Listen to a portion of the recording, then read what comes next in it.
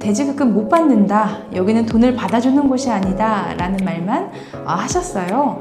사업주가 연락 두절되고 도망 다닌다면 사업주 조사를 못 하겠죠. 그럼 법원의 서류도 사업주한테 송달이 안 되니까 서류를 못 받겠죠. 사업주가 이의제기나 법원 출석을 거의 못 하겠죠. 그래서 오늘 다시 감독관님에게 수정된 객관적 자료를 드렸더니 소송 제기용으로 발급해 주겠다고 하셨대요. 아예 못 받는 상태에서 시간은 오래 걸리겠지만 받을 수 있는 상태로 바뀌었죠. 어제 저에게 전화 주셔서 정말 다행이죠?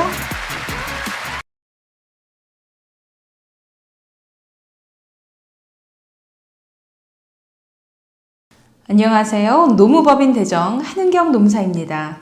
저는 13년차 노무사로 현재 노무사님들에게 임금 체불 및 대지급금 사건 처리 실무에 대해서 강의를 진행하고 있습니다. 네, 지난 영상에서 제가 대지급금이 2021년, 2024년 두 차례에 걸쳐서 정말 많이 변경되었다고 안내를 드렸는데요. 마침 어제랑 오늘 많은 근로자분들이 상담 전화를 주셨어요. 들어보니까 이렇습니다. 사업주가 연락두절 상태이고 현재 도망 다니고 있는데 노동부에 진정을 넣었더니 노동부에서는 대지급금 못 받는다, 여기는 돈을 받아주는 곳이 아니다 라는 말만 하셨어요.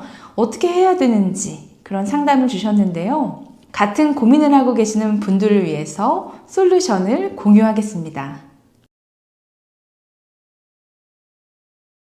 네, 결론부터 말씀드리면 원칙적으로 간이대지급금뿐만 아니라 도산대지급금도 못 받습니다. 체불 확정이 안 되기 때문이에요. 네, 우리가 대지급금을 받는 방법은 세 가지입니다. 첫 번째, 노동부에 진정을 제기해서 체불 확정을 받으면 체불임금 등 사업주 확인서라는 서류를 하나 주는데요. 그것을 대지급금 청구용으로 발급받아서 근로복지공단에 대지급금을 청구해서 받는 방법이 있고요. 두 번째는 노동부에서 발급받는 그 체불임금 등 사업주 확인서를 대지급금 청구용이 아니라 소송 제기용으로 발급받아서 법원에서 확정 판결을 받고 그 두 가지 서류를 가지고 근로복지공단에 대지급금을 청구하는 방법입니다. 네, 세 번째는 노동부의 진정 절차를 아예 밟지 않고요. 곧바로 법원에 소송을 제기해서 확정 판결을 받고 그걸 가지고 근로복지공단에 대지급금을 청구하는 방법입니다. 네, 그런데 어떠세요? 첫 번째가 제일 쉽고 제일 빨리 끝나고요. 두 번째가 그 다음 쉽고 세 번째는 어렵고 오래 걸립니다. 민사소송이니까요. 네, 첫 번째 방법처럼 노동부에서 대지급금 청구용으로 확인서만 발급해주면 근로복지공단에 곧바로 신청해서 받을 수 있잖아요. 네, 그런데 사업주가 연락 두절되고 도망 다닌다면 우리가 노동부 진정을 제기하더라도 사업주 조사를 못 하겠죠. 네, 그럼 2021년 10월 개정된 체불임금 등 사업주 확인서 발급 지침에 따라서 사업주가 소재불명 등으로 조사가 안 되는 경우에는 체불임금 등 사업주 확인서 발급 자체가 안 됩니다. 그러나 예외적으로 체불에 관한 객관적인 자료가 있는 경우에는 소송 제기용으로는 발급이 가능합니다. 그래서 자료가 엉망이면 안 되고요. 근로계약서, 급여명세서, 노무세무 신고자료, 고용보험 피보험 자격 신고자료, 계좌거래 내역 이런 자료들이 사업주의 진술을 받지 않더라도 기소 의견으로 송치가 가능할 정도로 입증이 된다면 그때는 소송 제기용으로도 발급이 됩니다. 자, 그럼 일단 사업주가 연락두절 상태라면 첫 번째 방법은 물 건너갔습니다. 그럼 두 번째로 가야죠. 노동부에서 소송 제기용으로라도 체불임금 등 사업주 확인서를 받는 겁니다. 그리고 법률구조공단 등에서 무료로 지원을 받아서 민사소송을 하시는 겁니다. 그럼 법원의 서류도 사업주한테 송달이 안 되니까 서류를 못 받겠죠. 그럼 공시송달로 갑니다. 공시송달을 하는 경우에는 사업주가 이의제기나 법원 출석을 거의 못 하겠죠. 그럼 시간은 엄청 걸리겠지만 확정 판결을 받기가 쉬울 수도 있습니다.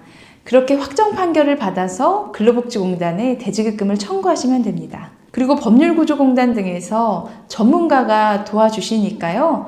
공시송달을 통해서 받는 것이 어렵지 않으실 겁니다.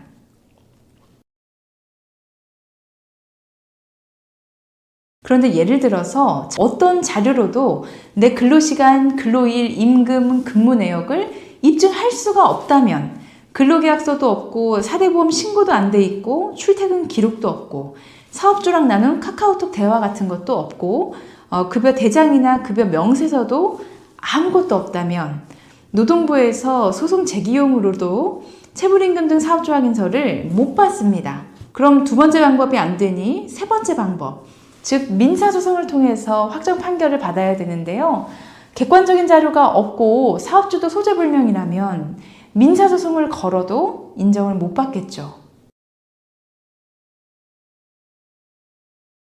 네, 어제 오늘 상담했던 근로자분들은요, 일한 지 한 달 정도밖에 안 되셨어요. 사업주는 연락이 두절됐고 현재 회사에는 임원 몇 분이랑 직원 몇 분이 남아있는 상태라고 하시더라고요.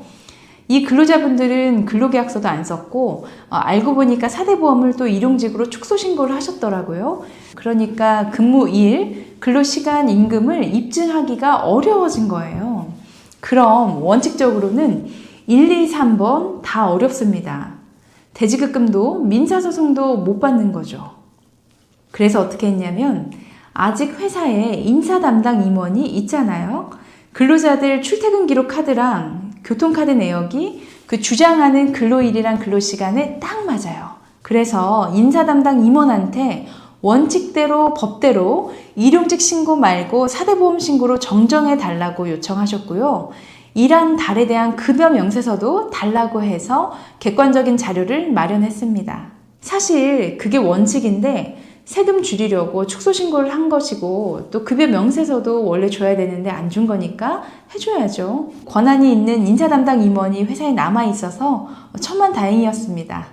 그래서 이 선생님들은 이제 객관적 자료가 있으니까 노동부에서 소송 제기용으로 확인서를 받고 법원에서 확정 판결을 받아서 대지급금을 들어갈 수 있게 됐습니다. 아예 못 받는 상태에서 시간은 오래 걸리겠지만 받을 수 있는 상태로 바뀌었죠. 감독관님께서 대지급금이 안 된다고만 얘기하시고 왜 안 되는지를 말씀을 안 하셔서 근로자들은 사업주의 연락두절 때문에 못 받는 걸로 아셨다고 합니다. 그래서 오늘 다시 감독관님에게 수정된 객관적 자료를 드렸더니 소송 제기용으로 발급해 주겠다고 하셨대요. 어제 저에게 전화 주셔서 정말 다행이죠?